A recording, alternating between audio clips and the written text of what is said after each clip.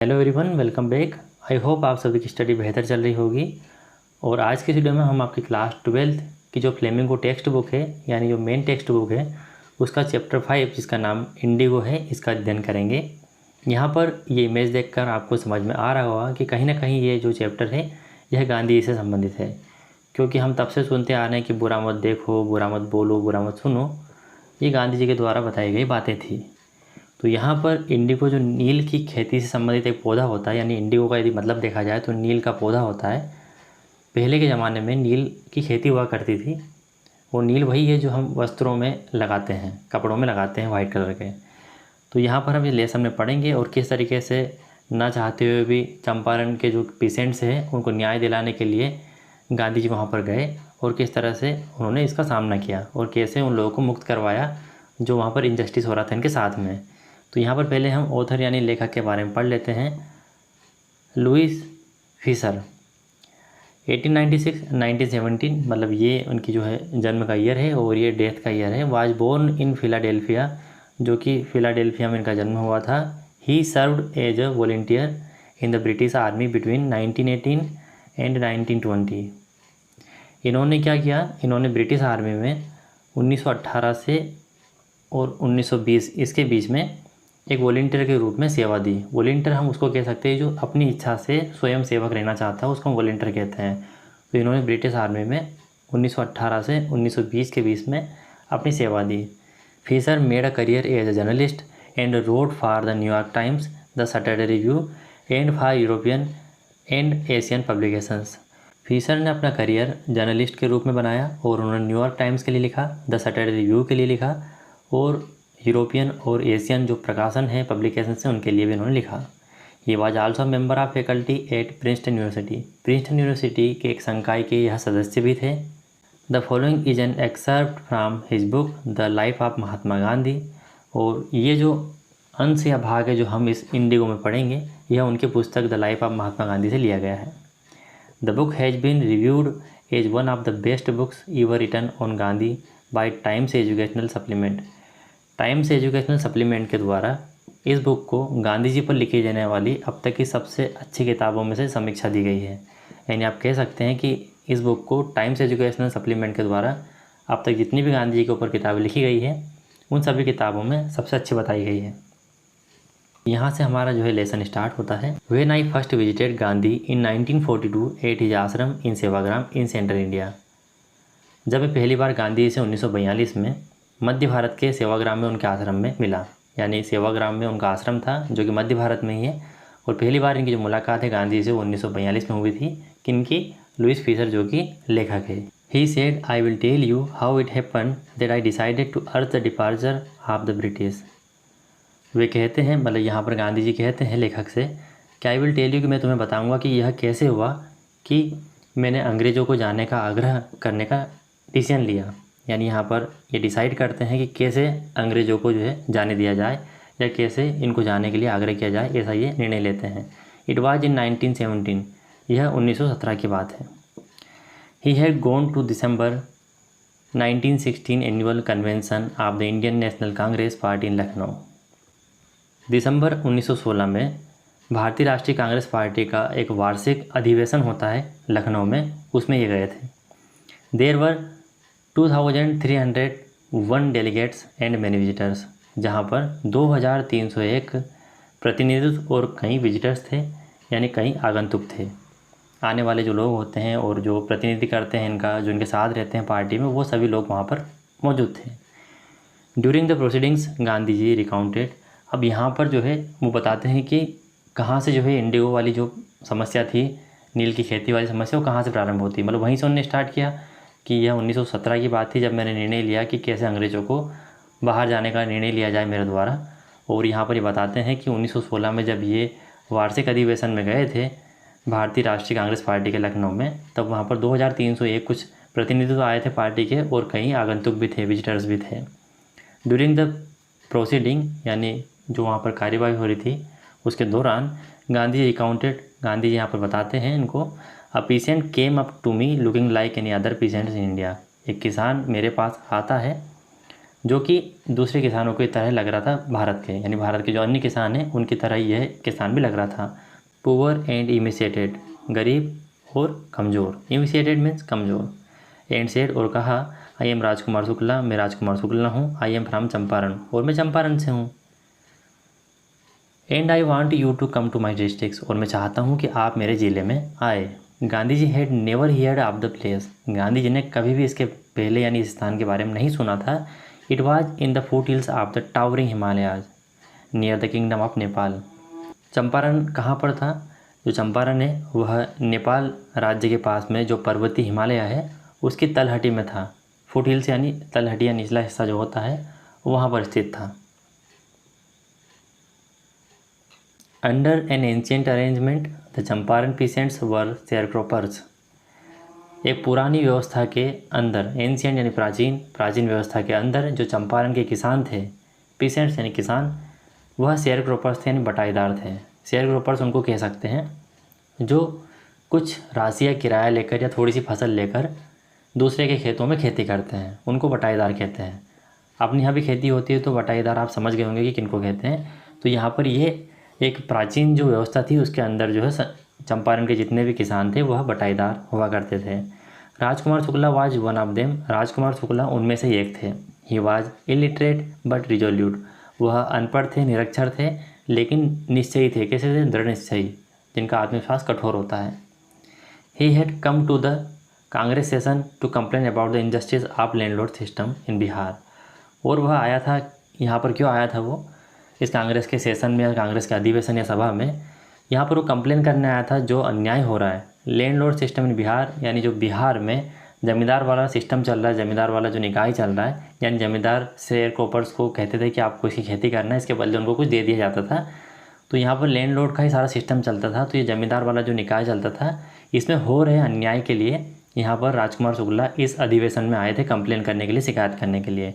And somebody had probably said speak to Gandhi, और शायद किसी ने पहले ही बता दिया था कि गांधी जी से बात करो या गांधी जी से बोलो। Gandhi told Shukla he had an appointment in Kanpur and was also committed to go to other parts of India. Gandhi ji ने शुक्ला से कहा कि उनके पास कहीं अपॉइंटमेंट है जाने के पहले से ही, और कहाँ पर अपॉइंटमेंट है? कानपुर जाना है उनको, पहले जो अभी का कानपुर उसको कानपुर बोला जाता था। And was also committed to go the other parts, और उन्होंने पहले से ही इंडिया के यानी भारत के भाग में हिस्सों में जाने के लिए वो पहले से कमिटेड है, यानी पहले से ही फिक्स है सब कुछ। Shukla accompanied him everywhere, Shukla जो है उनके साथ हर जगह गए। अकम्पनीड यानी जहाँ जहाँ गए उनके साथ हर जगह गए। Then Gandhi return to his ashram near Ahmedabad, इसके बाद गांधी जी अपने आश्रम आए जो अहमदाबाद में था। Shukla followed him to the ashram, Shukla ने उनका आश्रम तक पीछा किया, यानी जहाँ जहाँ यहीं से जो शुक्ला है उनके पीछे जाना उन्होंने प्रारंभ कर दिया था। भले गांधी जी ने बोल दिया था कि उनके पास हर जगह का अपॉइंटमेंट है और अलग अलग हिस्सों में उनको जाना है, लेकिन फिर भी उनके पीछे पीछे जा रहे थे, यहाँ तक कि उनके आश्रम में भी अहमदाबाद में उनके पास वो आए। For weeks he never left Gandhi ji aside, Gandhi ji aside यानी गांधी जी को एक पल के लिए, यानी पूरे सप्ताह में उसने एक बार भी नहीं छोड़ा, पूरे सप्ताह भर वो उन्हीं के साथ रहा। Fix a date he bagged, एक तिथि यानी दिनांक फिक्स कीजिए। ही बेग्ड, वह प्रार्थना करता है, यानी फिर से वो प्रार्थना करता है कि गांधी जी प्लीज़ आप जो है एक डेट फिक्स कर लीजिए चंपारण में मेरे साथ चलने के लिए। अब आप सभी देख पा रहे हैं कि शुक्ला यहाँ पर हर जगह उनके साथ जा रहा था, यहाँ तक कि उनके आश्रम में भी अहमदाबाद में उनके साथ रहा, और पूरे सप्ताह में उन्होंने गांधी जी को एक पल के लिए भी नहीं छोड़ा। अब क्या हुआ? Impressed by the sharecroppers tenacity and story, Gandhi said, अब यहाँ पर जो बटाईदार है राजकुमार शुक्ला, उसकी टेनेसिटी यानी उसके अटल, या फिर आप कह सकते हैं कि उसकी लगन से और उसकी कहानी से प्रसन्न होकर, इम्प्रेस होकर वह कहते हैं I have to be in Calcutta on such and such a date, उन्होंने कहा कि मैं कलकत्ता में इस तारीख को रहूँगा। Come and meet me and take me from there, वहाँ आओ मुझसे मिलो और वहाँ से मुझे ले चलो, यानी वहाँ आना, मुझसे मिलना और मुझे चंपारण ले चलना, ऐसा गांधी जी कहते हैं। मंथ्स पास्ट, महीने गुजर गए। Shukla was sitting on his haunches at the appointed spot in Calcutta when Gandhi ji arrived, he waited till Gandhi ji was free. Shukla जो है अपनी जांघों पर यानी पैर पर इस तरह से बैठा हुआ था। कहाँ पर? अपॉइंटेड स्पॉट, यानी जो स्थान बताया गया था कलकत्ता, वो कहाँ पर मिलेंगे, वहीं पर वो अपने पैरों पर बैठा हुआ था जब गांधी जी आए। He waited till Gandhi ji was free, उसने गांधी जी का तब तक इंतज़ार किया जब तक वो फ्री नहीं हुए। Then the two of them boarded a train for the city of Patna in Bihar. इसके बाद बिहार का एक शहर है पटना, उसके लिए दोनों ट्रेन में सवार होकर रवाना हो जाते हैं। Boarded a train for the city यानी पटना शहर के लिए ये दोनों जो है रवाना हो जाते हैं। पटना कहाँ पर है? बिहार में है। There Shukla led him to the house of the lawyer named Rajendra Prasad who later became president of Congress party and of India. इसके बाद में ये इनको एक लॉयर यानी वकील के पास लेके गए, यानी एक वकील के घर पर लेके गए, हाउस ऑफ अ लॉयर, जिनका नाम राजेंद्र प्रसाद था, जो कि बाद में कांग्रेस पार्टी के प्रेसिडेंट हुए और साथ में इंडिया के भी प्रेसिडेंट हुए, यानी भारत के ये राष्ट्रपति भी हुए और साथ में कांग्रेस पार्टी के भी राष्ट्रपति बने बाद में। Rajendra Prasad was out of town but the servants knew Shukla is a poor human who pestered their master to help the indigo sharecroppers. Rajendra Prasad जो है अपने घर से यानी टाउन कस्बे से बाहर थे, परंतु जो सेवक है सर्वेंट्स है वो शुक्ला को जानते थे एज ए पुअर ह्यूमन, एक छोटे किसान के रूप में शुक्ला को पहले से जानते थे। हु पेस्टर जो कि तंग क्या करता था देयर मास्टर्स, इनके मास्टर्स को। यहाँ पर इन सेवकों का मास्टर कौन है? राजेंद्र प्रसाद जो इनके मास्टर थे, और ये जो शुक्ला है अपने राजकुमार शुक्ला जी, ये हमेशा इनको यानी इनके मास्टर्स को परेशान किया करते थे, इसलिए जानते थे। और यह क्यों आते थे या किस लिए परेशान किया करते थे राजेंद्र प्रसाद को? टू हेल्प द इंडिगो शेयरक्रॉपर्स, यानी जो नील की खेती करने वाले बटाईदार हैं, इनकी मदद करने के लिए हमेशा राजेंद्र प्रसाद के पास राजकुमार शुक्ला आया करते थे, इसलिए सभी सर्वेंट्स इसको जानते हैं। So they let him stay on the ground, इसलिए उन्होंने उसको वहीं ग्राउंड पर रुकने दिया विथ हिज कंपेनियन, और जो उसके साथ आया था उसके साथी के साथ में। कंपेनियन साथी, साथी कौन थे यहाँ पर? गांधी हुम दे टुक टू बी अनदर पेशेंट्स, और जो राजकुमार शुक्ला के साथी गांधी जी थे उनको भी उन्होंने एक दूसरा किसान मान लिया, क्योंकि उनको ऐसा लगा कि राजकुमार शुक्ला भी एक छोटा किसान है तो उसके साथ आया हुआ व्यक्ति भी एक किसान होगा। But Gandhi was not permitted to draw water from the well lest some drops from the bucket pollute the entire source. परंतु गांधी जी को जो है वेल यानी कुएं से पानी निकालने की परमिशन नहीं दी गई थी। लेस्ट यानी ऐसा ना हो कि सम ड्रॉप्स फ्राम हिज बकेट, यानी उनकी बाल्टी से कुछ बूंदे गिर जाए और पूरे सोर्स को यानी जो पानी का पूरा स्रोत है कुआं वह पोल्यूट यानी गंदा हो जाए। How did they know that he was not an untouchable, वह जानते भी कैसे कि गांधी जी एक अछूत नहीं थे? उनको क्या पता? उन्होंने शुक्ला के साथ आए व्यक्ति को वही समझा और उन्होंने कुएं से पानी निकालने से मना कर दिया। Gandhi decided to go first to Muzaffarpur which was in route to Champaran. Gandhi ji ने सबसे पहले मुजफ्फरपुर जाने का फैसला लिया जो कि चंपारण के रूट में था। To obtain more complete information about condition than Shukla was capable of imparting. To obtain more complete information यानी संपूर्ण जानकारी वहाँ के हालात के बारे में प्राप्त करने के लिए than Shukla was capable of imparting. Imparting का मतलब होता है प्रदान करने योग्य, कैपेबल यानी हालात, यानी शुक्ला के द्वारा वहाँ के हालात के बारे में जो भी जानकारी प्रदान की गई थी तो वहाँ की जो संपूर्ण जानकारी प्राप्त करने के लिए गए थे, क्योंकि शुक्ला ठीक ठाक तरीके से उनको एक्सप्लेन नहीं कर पा रहा होगा, इसलिए इन्हें सोचा कि पहले वहाँ की संपूर्ण जानकारी हालात को देखा जाए। देन शुक्ला वाज कैपेबल, यानी शुक्ला जो बताने के योग्य उसके अलावा भी। He accordingly sent a telegram to professor J P. Kripalani, इसलिए यानी इसके बाद या फिर तदनुसार उन्होंने एक टेलीग्राम भेजा प्रोफेसर जे.पी. कृपलानी को of the art college in Muzaffarpur, और ये मुजफ्फरपुर के आर्ट कॉलेज के प्रोफेसर हैं। whom he had seen at Tagore Shanti Niketan school, जिनको इन्होंने टैगोर शांति निकेतन स्कूल में देखा था। The train arrived at midnight 15 April 1917, यानी जो ट्रेन है वह मध्य रात्रि को पहुंची 15 अप्रैल 1917 को। Kripalani was waiting at the station with large body of students, तो कृपलानी को पहले इन्होंने टेलीग्राम लिख दिया था, तो कृपलानी जो है इंतजार कर रहे थे स्टेशन पर स्टूडेंट्स की बड़ी संख्या के साथ में, लार्ज बॉडी यानी बहुत सारे स्टूडेंट के साथ में इंतजार कर रहे थे। Gandhi stayed there for 2 days in home of professor Malkani, तो गांधी जी वहाँ पर 2 दिनों के लिए रहे प्रोफेसर मलकानी के होम पर। A teacher in a government school, जो कि गवर्नमेंट स्कूल के शिक्षक थे। It was an extraordinary things in those day, और यह एक असाधारण सी बात थी उन दिनों में। अब उन दिनों में असाधारण बात क्यों थी? गांधी जी कमेंटेड, ऐसा गांधी जी बताते हैं, for government professor to harbour a man like me, एक गवर्नमेंट यानी सरकारी प्रोफेसर के लिए मुझ जैसे व्यक्ति को हार्बर यानी आश्रय देना, एक हार्बर मतलब बंदरगाह भी होता है, यहाँ पर आश्रय या निवास होता है, तो एक गवर्नमेंट प्रोफेसर के लिए मेरे जैसे व्यक्ति को आश्रय देना उस टाइम पर यानी उन दिनों एक असाधारण बात थी। In smaller localities in smaller localities यानी जो छोटे गांव होते हैं, छोटी जगह होती है, the Indians were afraid to show sympathy for advocates of home rules. Home rules का मतलब होता है स्वराज्य। तो स्वराज्य के जो वकील या पक्षधर हुआ करते थे, तो वहाँ के जो भारतीय थे वह डरते थे अपनी सिंपैथी उनके लिए दिखाने में, कि ये लोग स्वराज्य की बात करते हैं या उनके वकील है, तो इन लोगों के प्रति ये दया भावना नहीं दिखाते थे। छोटी जगहों की बात है ये, इसलिए असाधारण सी बात थी कि उनके घर पर ये 2 दिन रुके। The news of Gandhi's advent and of the nature of his mission spread quickly through Muzaffarpur and to Champaran. तो गांधी जी के एडवेंट यानी जो आने की खबर है और उनका जो मिशन था उसकी प्रकृति की जो खबर है ये फैल गई, जल्दी से फैल गई, स्प्रेड क्विकली। कहाँ से कहाँ तक? मुजफ्फरपुर से चंपारण तक। यानी गांधी जी यहाँ पर आए और उनका मिशन क्या है, उसकी प्रकृति क्या है, उसके बारे में जब पता चला तो ये जो खबर है यह बहुत जल्द फैल गई, मुजफ्फरपुर से लेकर तो चंपारण तक। Share croppers from Champaran began arriving on foot and by conveyance to see their champion. Champaran के जितने भी बटाईदार थे उन्होंने पैदल आना प्रारंभ कर दिया और कुछ वाहन से भी आए, यानी जिनके पास वाहन थे वाहन से आए। उनके चैंपियन यानी उनके हीरो के यानी उनको मसीहा को देखने के लिए लोग पैदल और वाहन से आना प्रारंभ कर दिया। Muzaffarpur lawyers called on Gandhi to brief him. Muzaffarpur के जो लॉयर से वकील है उन्होंने मुलाकात की। कॉल्ड ऑन का मतलब होता है छोटी मुलाकात करना, किसी से मिलने जाना। तो मुजफ्फरपुर के जो वकील है वह गांधी जी से मिले, टू ब्रीफ हिम, उनको जानकारी देने के लिए। They frequently represented peasants group in court. और ये जो वकील से मिलने आए थे यह रिप्रेजेंट करते थे, यानी जो छोटे किसानों के ग्रुप है उनको कोर्ट में ले जाकर उनका प्रतिनिधित्व करते थे। अक्सर ये इनके ग्रुप को जो है कोर्ट में ले जाकर या फिर कोर्ट में इनके लिए लड़ते थे कुल मिलाकर। They told him about their cases and reported the size of their fee. तो उन्होंने अपने केसेस के बारे में बताया, इन सभी वकीलों ने गांधी जी को बताया कि हमारे पास इतने इतने किसानों के केसेस है, और इन्होंने अपनी फ़ी की साइज़ के बारे में बताया कि हम कितनी कितनी फ़ी चार्ज करते हैं।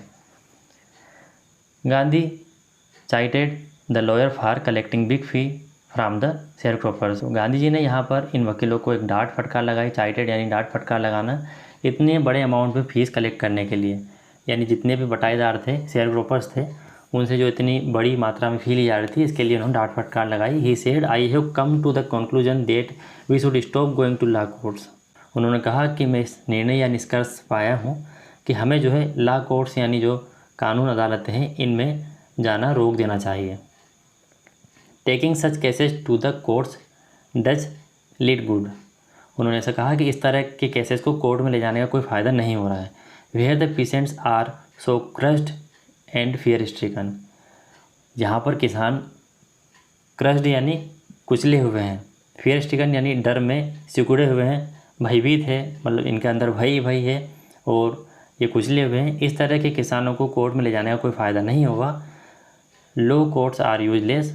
और जो कानून अदालतें हैं वह सभी क्या है, यूजलेस है। The real relief for them to be free from fear. तो एक सही राहत इनके लिए यही होगी कि पहले इनको डर से मुक्त किया जाए। पहले ये अंग्रेज़ों के द्वारा जो नीति या इनजस्टिस किया जा रहा है उनसे पहले ही डर में काँप रहे हैं, उसमें सिकुड़े हुए हैं। तो ऐसी स्थिति में इनको कोर्ट ले जाने का कोई फ़ायदा नहीं है। वास्तविक रूप से यदि हम इनको आराम देना चाहते हैं या इनको मुक्त या स्वतंत्र करना चाहते हैं तो पहले इनको डर से मुक्त करना होगा, ऐसा उन्होंने कहा। Most of the arable land. Arable land का मतलब यहाँ पर ऐसा होता है कृषि योग्य भूमि, यानी जितनी भी बची हुई भूमि है जिस पर कुछ पैदावार की जा सके उसे अरेबल लैंड कहते हैं।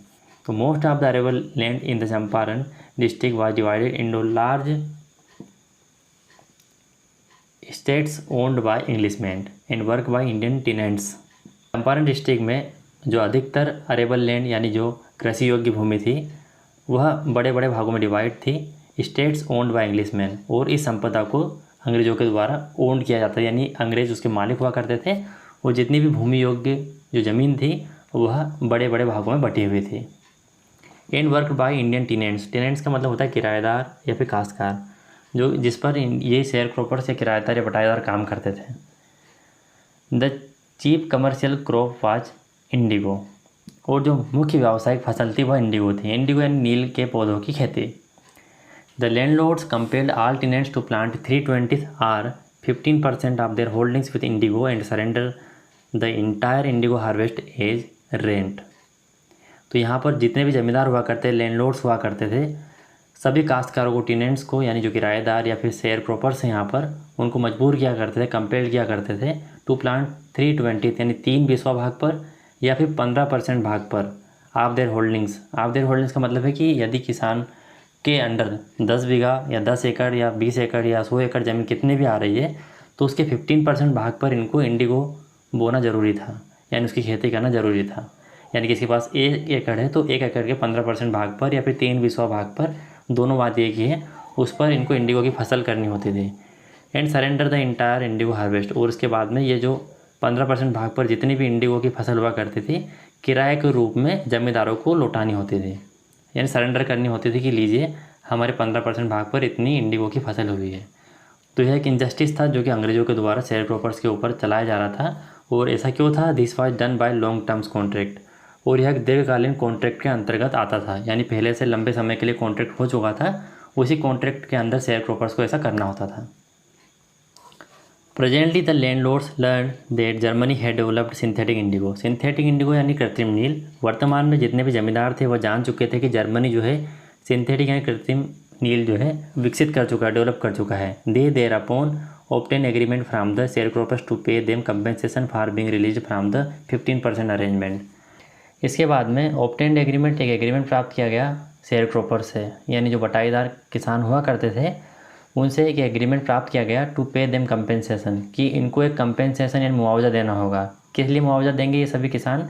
For being released from the 15% arrangement, यदि इनको 15% वाली जो ये व्यवस्था पहले से चली आ रही है कि 15% भाग पर खेती करके इनको देनी होगी, सरेंडर करनी होगी, यदि इस वाली व्यवस्था से ये रिलीज यानी मुक्त होना चाहते हैं तो इनको मुआवजा देना पड़ेगा। यानी बटाईदार यानी जो काश्तकार हुआ करते थे, जो खेतीबाड़ी किया करते थे, उनको ऊपर से मुआवजा देना पड़ेगा, तब जाके 15% वाले अरेंजमेंट से इनको मुक्त किया जाएगा। ऐसा एग्रीमेंट इन्होंने प्राप्त कर लिया। अब आपको समझ में आ गया होगा कि 15% वाले अरेंजमेंट से इनको मुक्त तभी करेंगे जब ये कंपेंसेशन देंगे, और इसके लिए इन्होंने एग्रीमेंट इनसे साइन करवा के ले लिए। और ऐसा इसलिए किया था क्योंकि ये जान गए थे कि अब कृत्रिम नील बनाई जा सकती है।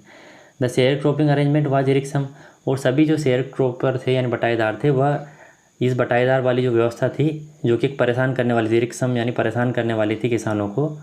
एंड मैनी साइंड विलिंगली, इसलिए कई ने अपनी इच्छा से साइन कर दिए कि चलो इस 15% वाले अरेंजमेंट से मुक्ति मिल गई, कुछ पैसा ही तो देना है, ऐसा सोच के सबने साइन कर दिए। सबने नहीं, कुछ ने। दोज हु रेसिस्टेड यानी जिन्होंने इसका विरोध किया, इंगेज लॉयर्स, उन्होंने लॉयर हायर कर लिए यानी वकील ले लिए। द लैंडलॉर्ड्स हायर ठग्स, और यहीं पर जो जमींदार थे उन्होंने ठग्स यानी गुंडे मवालियों को रखना प्रारंभ कर दिया, ताकि कोई भी यदि उनके आगे आता है या आवाज़ उठाता है तो इनके माध्यम से इनको डरा दिया जाए। Meanwhile, the information about synthetic indigo reached the illiterate peasants who had signed. इसी के बीच में मीनवाइल ने इसी के बीच में ये जो इन्फॉर्मेशन है कि कृत्रिम नील जो है बन चुकी है, यह इन्फॉर्मेशन बिना पढ़े लिखे पेशेंट्स यानी जो अनपढ़ किसान थे उनके पास पहुंच जाती है। हु हैड साइन, जिन्होंने साइन किया था पहले, जो इस व्यवस्था से मुक्त होना चाहते थे उनमें से कई ने साइन कर दिया था, तो उनके पास ये बात जाती है। And they wanted their money back, अब उनको उनके पैसे वापस चाहिए जो उन्होंने कंपेंसेशन के रूप में जमींदारों को, लैंडलॉर्ड्स को दिए थे। अब यहाँ पर लड़ाई वाली स्थिति पैदा हो गई है क्योंकि इनको पता चल चुका है कि कृत्रिम नील जो है बनाई जा सकती है और हमने इनको गलत मुआवजा दे दिया है, तो अब ये लोग भी इनका पैसा वापस चाहते थे। At the point Gandhi arrived in Champaran, इसी अवसर पर यानी इसी समय पर गांधी जो है चंपारण आए थे। He began by trying to get the facts, उन्होंने पहले तथ्यों को प्रारंभ करने की शुरुआत की। First he visited the secretary of British landlords association, सबसे पहले वह ब्रिटिश जमींदार संघ के सेक्रेटरी से मिले, सचिव से मिले। The secretary told him that they could give no information to an outsider, तो यहाँ पर सेक्रेटरी सचिव ने उनसे कहा कि वह कोई भी जानकारी, इन्फॉर्मेशन किसी आउटसाइडर यानी बाहरी व्यक्ति को नहीं देंगे। Gandhi answered that he was no outsider, Gandhi ji ने उत्तर दिया कि वह आउटसाइडर नहीं है, क्योंकि आउटसाइडर तो ये लोग हैं ना जो ब्रिटिश आए हैं, तो उन्होंने कहा कि वो कोई आउटसाइडर नहीं थे, ऐसा उन्होंने उस टाइम पर जवाब दिया था। Next Gandhi called on British official commissioner of the Tirhut division in which the Champaran district lay, इसके बाद में गांधी जी ने ब्रिटिश ऑफिशियल कमिश्नर से मुलाकात की, कहाँ पर? तिरहुट डिवीज़न में, यानी जो संभाग है तिरहुट डिवीज़न में, यहाँ पर ब्रिटिश ऑफिशियल कमिश्नर से इन्होंने मुलाकात की। कोल्ड डाउन का मतलब मैंने आपको बताया था छोटी मुलाकात करना, और इसी डिवीज़न में तिरहुट डिवीज़न में ही जो है चंपारण था, मतलब इसी डिवीज़न के अंदर ही चंपारण जिला आया करता था। The commissioner Gandhi ji reports, commissioner ने क्या वहाँ पर कहा, गांधी जी बताते हैं, गांधी जी रिपोर्ट से बताते हैं, proceeded to bully me and advised me forthwith to leave Tirhut.